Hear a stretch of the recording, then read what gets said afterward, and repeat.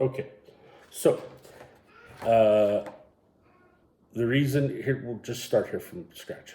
We're having technical difficulties. We learn as we go, but we're making the best of it. So these are my lovely friends, Mr. Justin Ferguson, his wonderful wife Kenzi. I've known them for approximately 7 years. Met Justin when I first started working in the oil field. He was my lead, then testing at the time for a supervisor role. Had some stress going into that supervisor role and kind of mentored him into that. That's kind of the road we're going to go down tonight on this podcast. The reason that I started this podcast and have started my channel and my Instagram and TikTok, which I never thought I'd be on at 50 years old, but I am, is to just share the amazing things that Jesus can do, the amazing things Jesus can do in your life when you turn to him and to when you surrender to him, and the amazing miracles he does. And my purpose for sharing that is that we'll bring people to be interested and plant that seed and possibly give them that desire and that want to check into it more and see what it's all about. So, with that said, like I was saying, Justin was testing to be a supervisor, was having some anxiety about it. He was 24 years old. Is that what we agreed on? No, 24, 25. it's 25. 25? Yep, at that point. So he was 25 years old, was having a lot of anxiety, whether he could do it, all that. I remembered when I was that age and I was a supervisor in a feedlot and didn't have a lot of people supporting me. I was kind of on my own doing it. The black hat probably wasn't a good choice for tonight. So I kind of helped him and guided him. He ended up getting the position and was very, very successful at it. Was my boss for a long time. And through that, we became friends. Not just work people, but friends. Been to their house, different stuff like that. Justin continued to be my supervisor. I was around them as they continued to grow their family. They lived in a house in Brush and then bought the house they live in now, which we're in tonight with the beautiful Highlander behind us. And Kenzi, at 8 months pregnant, decided that she was going to move the whole house in 2 days that they lived in for 4 years. They got that done, moved in their new house, had some issues with their new house, worked through it, stressed Justin out a little bit, but they got through it. Justin continued to be a supervisor and then had an event that kind of changed their path a little bit. And I say this next thing not as a kudo to me, but as to people that Justin's going to add to this a little bit later as he tells his story. But you never realize who you're mentoring. Sometimes instead of trying to preach a sermon, you should live the sermon because people are watching. And Justin called me and told me that he was sorry that he disappointed me, but he got it. And I said, Bud, I have no reason to be disappointed in you. I said, you got it. He said, yeah, you preached to me for 5 years, but I finally got it. I said, it's all that matters, dude. And that was all that mattered. And from that point forward, we became maybe a little closer. I started stopping at the house when I'd go to the ranch and stuff, and we'd sit out in the barn and fellowship and preach and Rope the dummy, and Justin would ask me questions and Kenzi would ask me questions, and sometimes they probably didn't like the answer, but they never told me to leave, so I kept doing it. But I think it helped. I think it helped having somebody that was kind of a neutral party, just being honest with them, because I'm going to love them no matter what, and they're going to be my friends no matter what. But, you know, I'm a little older, and I may have made some of those mistakes 4 or 5 times. So, on that note, we'll go down. So you guys got married when you were 23? I was 23, Justin was 25. Yeah, 25. And how old when you had your first one? 22. 24. And at that time, Justin, you were a welder helper, right? Yep, I was a welder helper. I think kind of backing up a little bit, we met, it was pretty, just kind of on a wing, and everything happened pretty quick. really like to be around each other. So I think moved you down know to- the saying where it's like you know. When you know, you know. Yeah, Uh-huh. that's how it was. You know.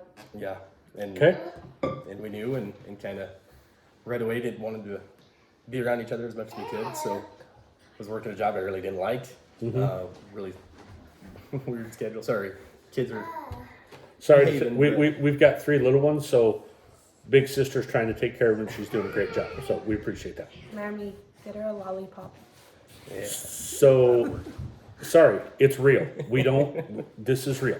We are country people and we're cowboys and we have families and it's just how it goes. It's too cold and dark to kick them Yeah, outside right now. and it's so. too cold to be in the barn, so we're gonna do it here. So you guys, go ahead, Justin. Yeah, kind of met, and then from that moment, kind of inseparable. So moved down to Oklahoma where she was finishing school, and then next thing we knew, it was, we're expecting a baby, and had some pretty good guidance early on from that, and had a lot of support. Yeah, we had a For lot of that too. support.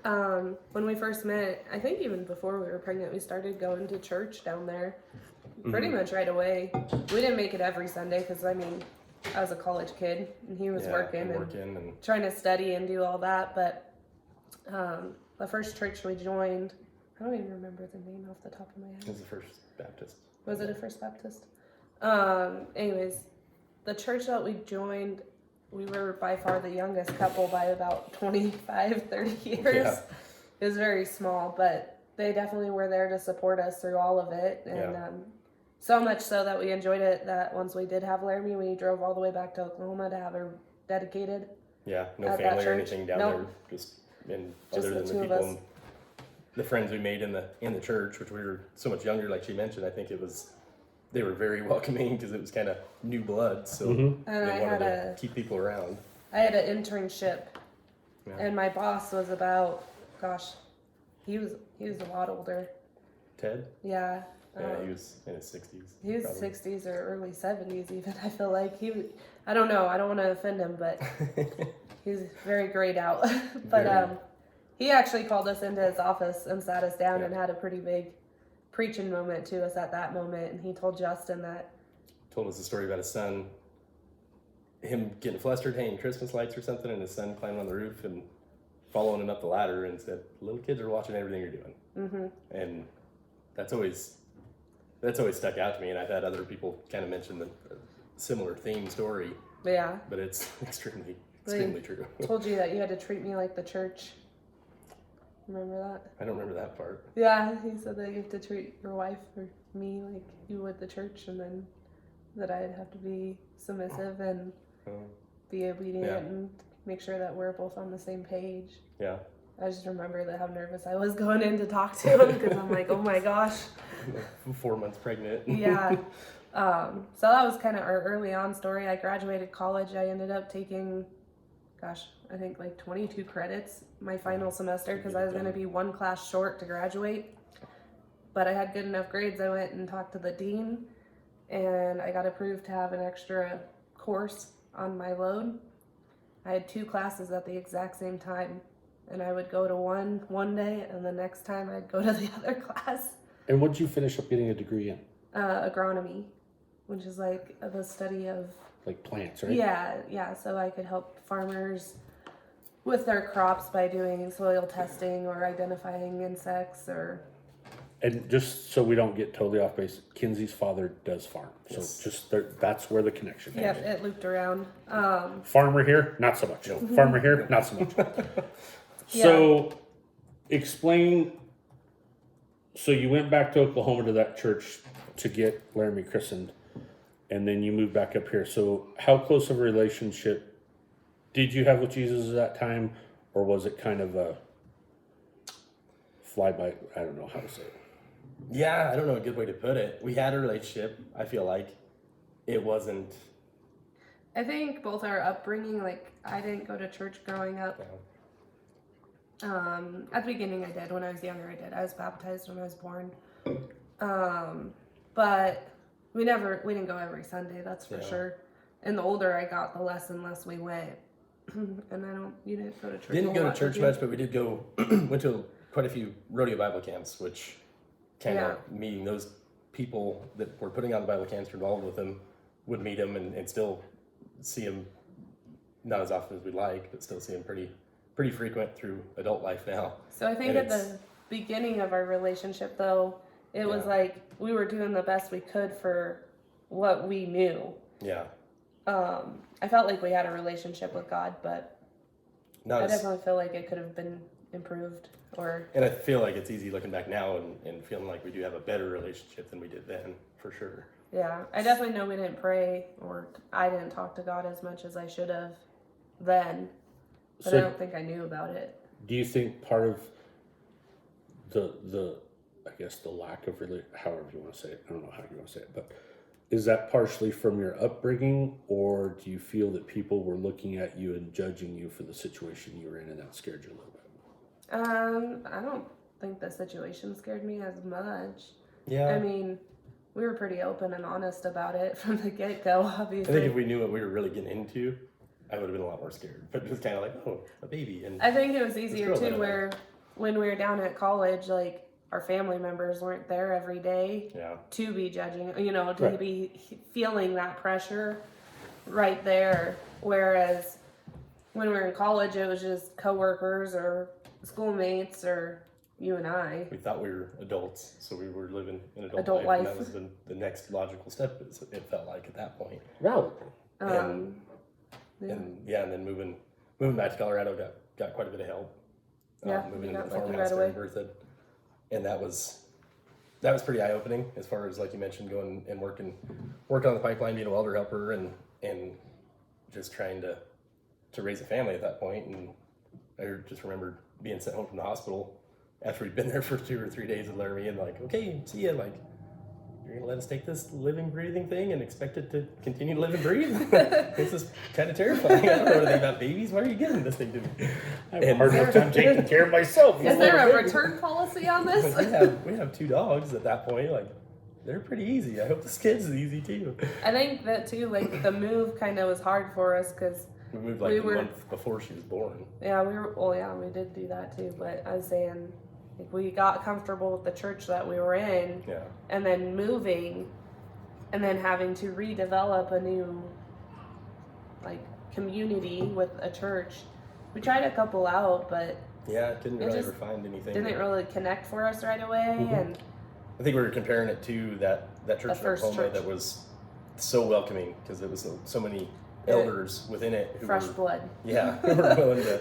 They threw diaper parties for you or for us, and Mm-hmm. were very, very helpful and welcoming. And then coming back to Colorado, nothing against Colorado or anything, but that wasn't here. We Right. couldn't find those smaller churches. We were trying, just couldn't quite find anything, and it so kind of fell away from even like the first few months we tried, and then kind of fell away from it once Yeah.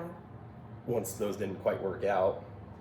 And then we got the job up there in August of 15, and then was commuting 2 hours one way, and the schedule and everything was just really difficult with 4 on 4 off.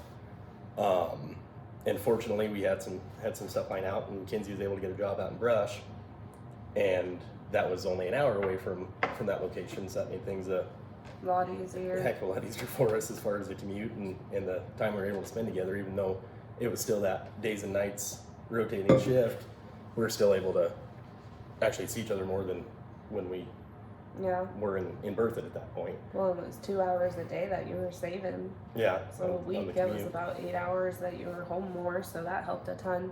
Yeah.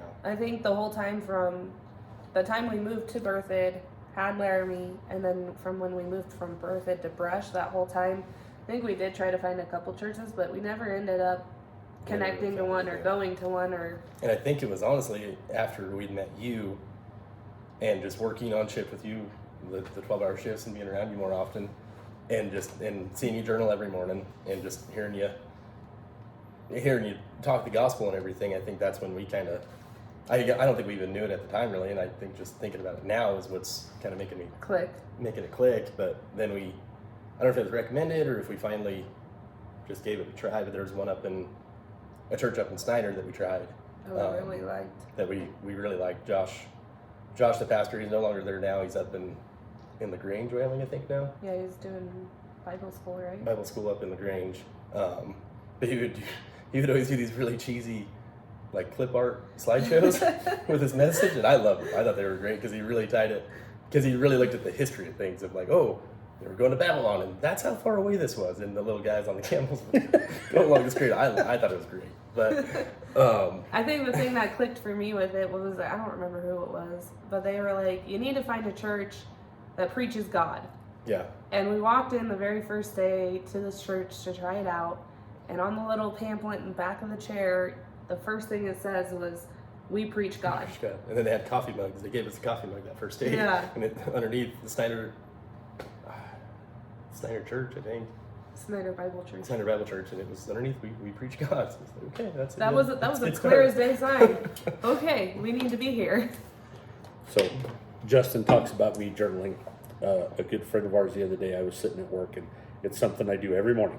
I sit down, and it may be 10 minutes, it may be 15 minutes. And I was journaling in my journal the other day, and somebody goes, "What are you doing?"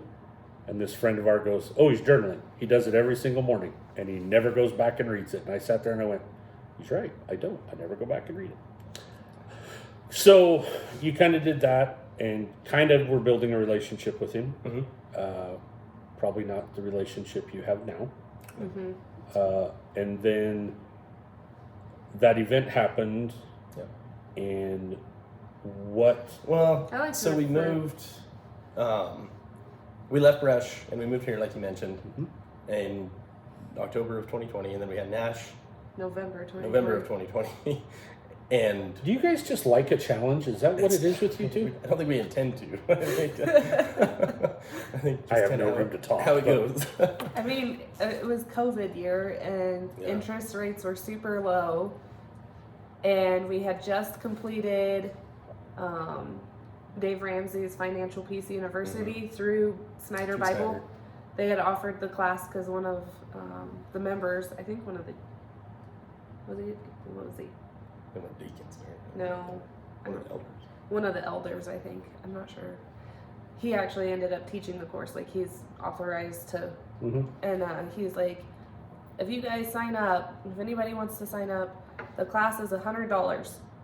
And if you complete all the weeks and finish it, the church will reimburse you half of it. And so I told Justin, I was like, we're awful with our money. Like, We need to do this. we need to do this. And COVID hit, And there's a So the coupon first- in there. and the first few classes were in person at the church, and then COVID hit, so then they missed a few. So we And they're like, finished well, it we're out probably gonna get online. reimbursed, and then they finished it out online, which was beginning of the Zoom and all the recordings and all that weirdness. But finished it out, and then got half our money back. But through And the it course, was it very was helpful.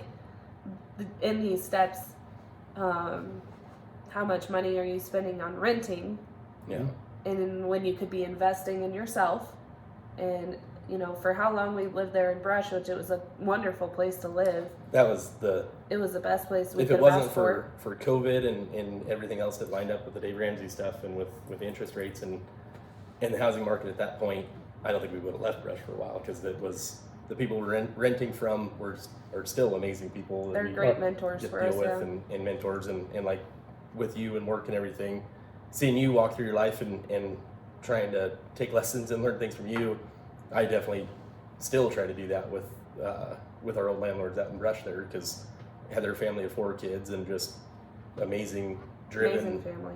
really good kids, and just wanted kind of, at that point we didn't have McCoy, Mm-mm. so it was just Laramie, and it was like all the bad things you hear about having a daughter and seeing their daughters just behave and just be godly kids. Seeing that was kind of, Kenzie and I talked about a lot about just trying to raise our kids in that way of trying to be the right example and do the right thing to show them that.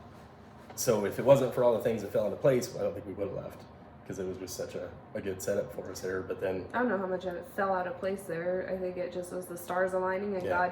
God directing us in the right direction and saying, hey, you need to invest in yourself. yeah, And I think I told you I wanted to figure out if we could get pre-approved even. It wasn't even, we started Yeah. shopping yet. It was, if we Yeah, get it 'cause pre-approved. you guys got pre-approved, and I mean, you jumped on this place. I mean, was this whole quick. idea pretty quick. Yeah, it did take us a while to get pre-approved just through all the paperwork and stuff. Yeah. But once we did get pre-approved, I think we looked at 4 other homes. Or we tried, and on the drive to the homes, it was, this one already went off the market. There Or was this one. one's already got an offer. It's been on the market for a day. We were the second people to go view it. We felt, we had a pretty good chance at getting this. And our realtor, we were following her to the property, and she called us and said, the first viewers offered asking price, and they already accepted it. Yeah. That was kind of heartbreaking. That was, because we were really interested in that place. But then, again, things lined up just right. And Yeah. Because when you guys picked this place, if I remember right, you and Kenzi got to go and pick what you had in the house Yeah. and how you had it all done. And yeah, because they were just setting up this whole little community and hadn't built it. That was May, I think, when we signed. Yeah. And it was October by the time we finally got to move in. And like you mentioned about moving in 2 days, they didn't even have the keys ready for us. They just had the shop with the roll-up doors that we could put our own padlock on. So we just put all of our stuff in We the just shop and moved locked it everything up. in the shop And then before the next day even got the closing. keys. And then you stayed at your dad's for a while. Where'd you stay? We were able to go back to Brush to that house. I don't Yeah. know the time. We just had the mattress on the floor, on the box spring on the floor. For one more 9 night months type pregnant or 8 months pregnant. It was terrible. Okay. But then we got here, so this is where we Got needed here to and be. got all set up. And fought the wells and all kinds of good Yes. stuff. And then he gave us a couple more U-turns. Yeah. So I'm just gonna go on a thing here. It's really interesting to sit here and be part of this and watch Kenzi and Justin to where I look at my own life and go, why is that happening? Why is that happening? And then you get to a place and you're like, oh, now I see why that's happening. So I can say that now with Justin and Kenzi's life because I've been there, but you don't know it at the time. Yeah. So you got the house, your relationship with so-and-so, you were going to with so-so with Jesus. Already for a young couple, I think you guys went through quite a few trials and tribulations. Mm-hmm. Stayed by each other. I know the years I was with you, I mean, you're a young couple, arguments, disagreements happen, but I mean, they always stayed close to each other. And then you went through that situation and things took a huge U-turn as Yeah. Very unexpected. not really a U-turn, kind of a 120-mile hairpin curve over a mountain and through a ditch. And anyways, Kind of Yeah. jackknife. yeah.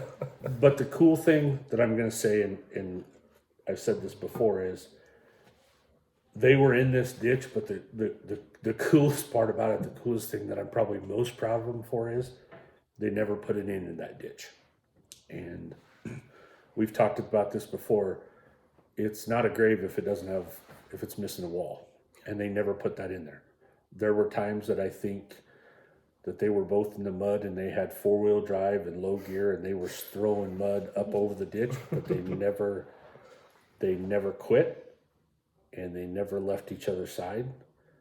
I can guarantee that there was times that Miss Kenzi wasn't very happy.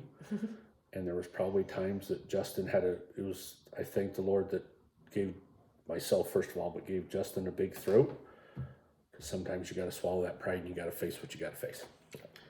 And the people around us too, that at the time getting advice or guidance, you don't necessarily, it's easy to in one ear and out the other, but it really, the people that stuck by us through any of the stuff we've been through or anything like that, you don't notice it at the time, but looking back, we've had a lot of, or I especially have had a lot of, just with you and other guys within our group that helped us through a lot of stuff.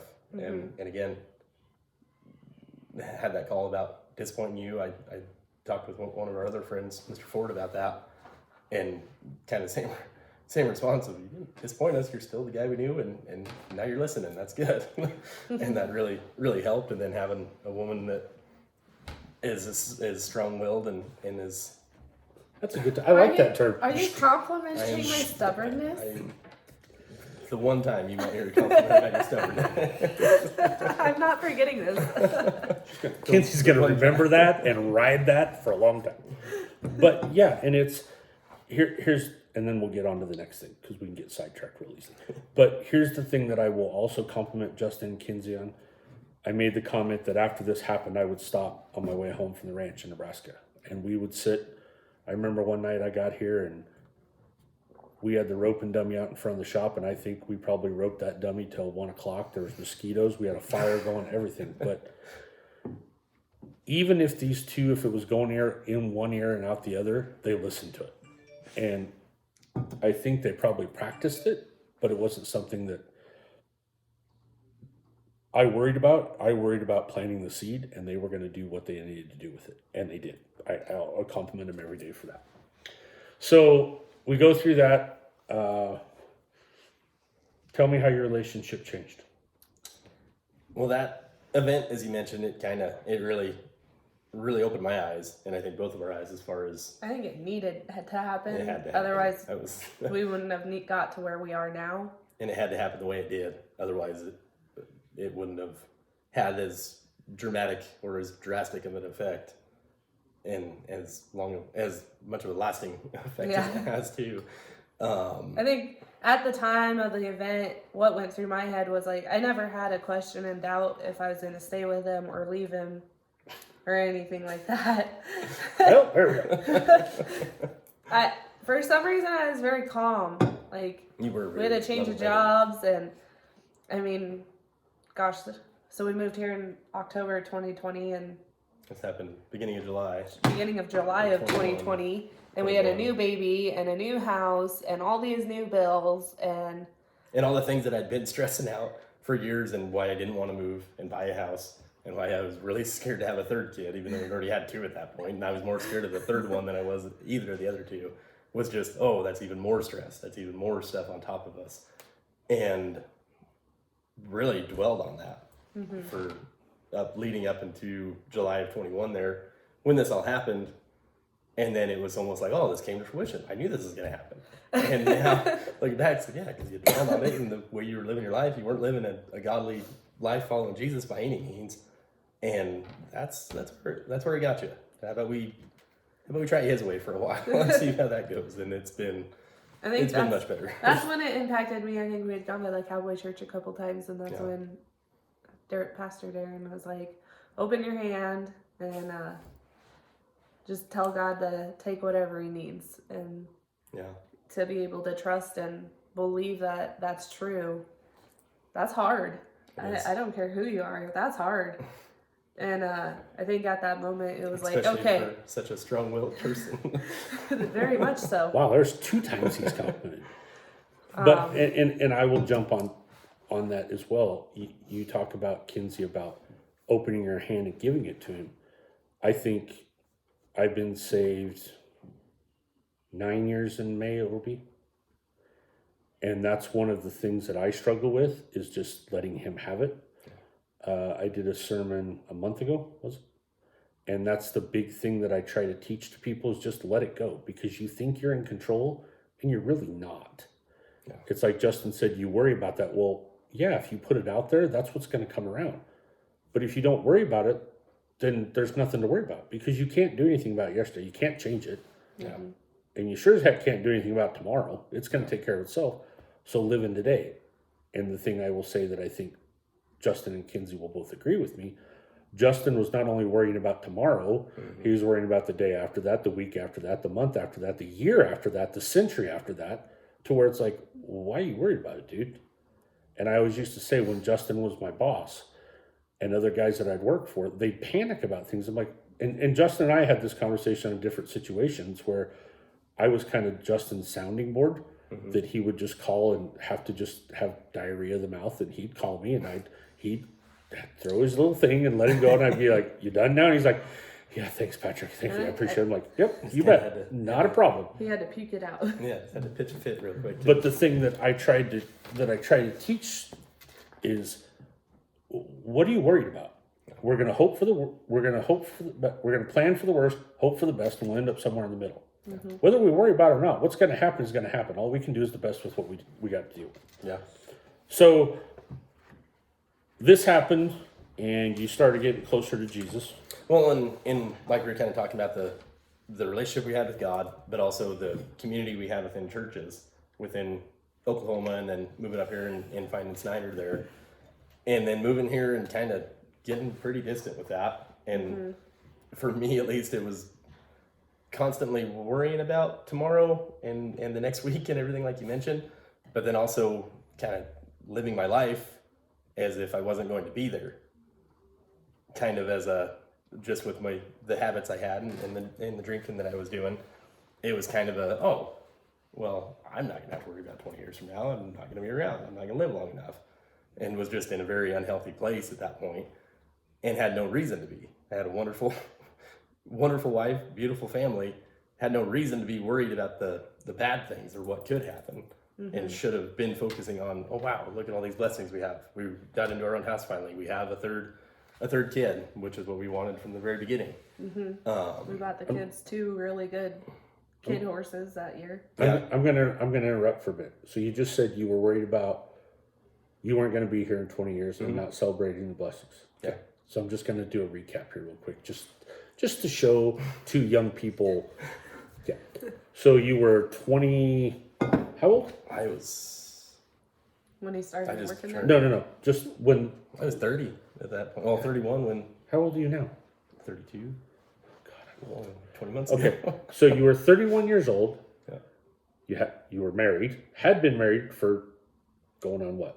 8 years? 9 7 years? years. 7 8 years. years now. I Well, I can- guess 6 years. I can do math without a calculator. Can you do math? Yeah. They had a house, not just a house, an acreage with a house, with a shop, a car, just bought 2 very nice horses, Yeah. and we're doing okay. But that's what I lived at, and that's something I shared with Justin, is you're at that point because you're trying to fill something and you can never buy enough and you can never own enough. It's never going to fill it. And I've told that story of when I was a multimillionaire, owned all those houses, could buy anything I want, and I was still miserable. Yeah. My marriage was an empty shell. And Father God has ways of working that he necessarily may not make it happen, but he lets it happen because he's got to get us to a place. Yeah. And we worry about this stuff, and people worry, well, if I'm doing the right thing, if I'm doing the wrong thing. If you surrender to him and you take a wrong turn, I can guarantee you he does not panic. If you try to go from B to D, he doesn't freak out. He just goes, and he said this to me several times, oh, we're going to do it the hard way. Okay, well, if that's how we have to do it, that's how we have to do it. And some of us have to be hit a little harder than others. Yeah. Slow learner. Well, yeah, we're kind of, 1 + 1 is 3. Trust me, somewhere. So, I'm sorry, I keep interrupting. That's You're okay. But yeah, kind of going back to it, we didn't have.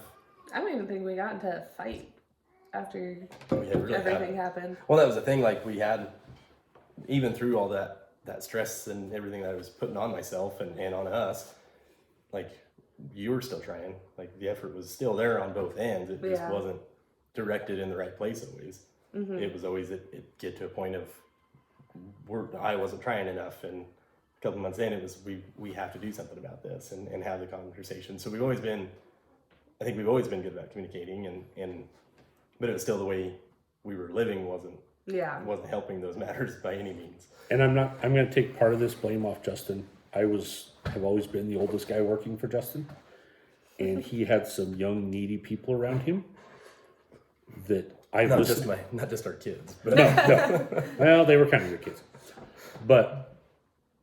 And I am a person that listens and pays attention and have been where Justin was.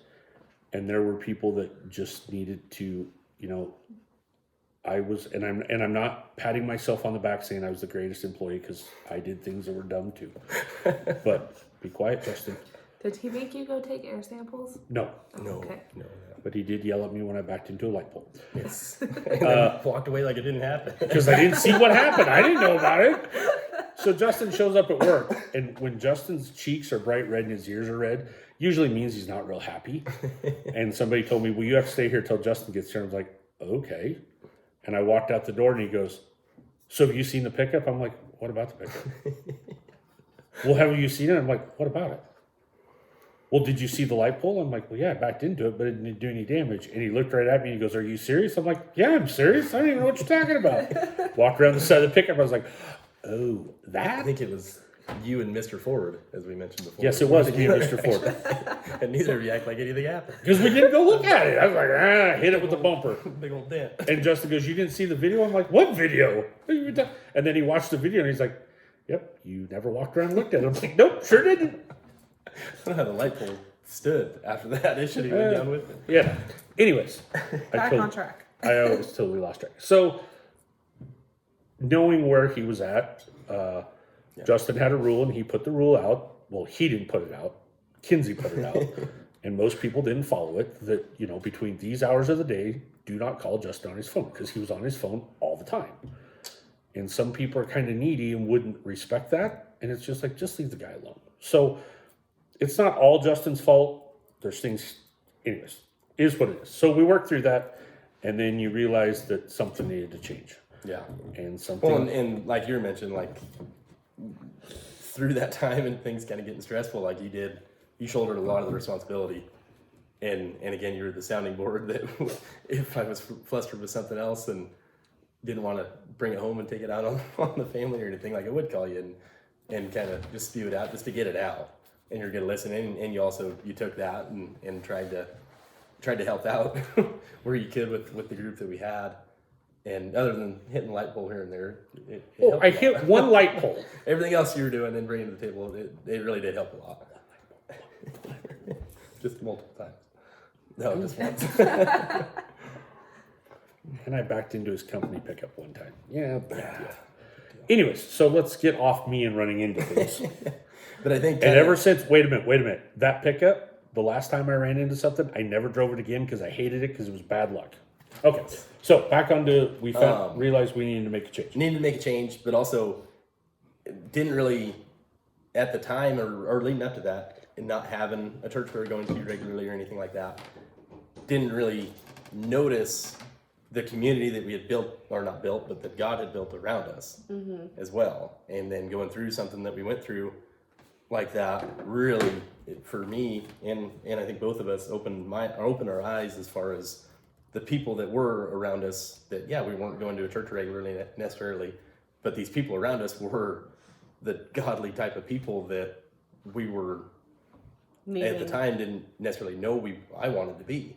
And that was, and you and our brother and sister-in-law and a few people that are actually up in that Cowboy church and others that aren't, that we've grown a lot closer to because of everything that happened. So it's been, as bad as the deal was and as big of a mistake as it was, I'm very, very glad that it happened to open our eyes to that and then realize the community that we had around us the whole time that are, as, in my opinion, as good of it as a church. And no, we don't see them every Sunday, but we are very close and can share a lot of the things we're going through and kind of get to the point where we can kind of help some of them through some stuff too. That's big sister just taking care of little sister. Probably didn't go very well with little sister. It's tough bedtime for little sister anyhow, so we take a break. So, you want to take a break? Mm-hmm. Because you want to just reach up and... Yeah. Start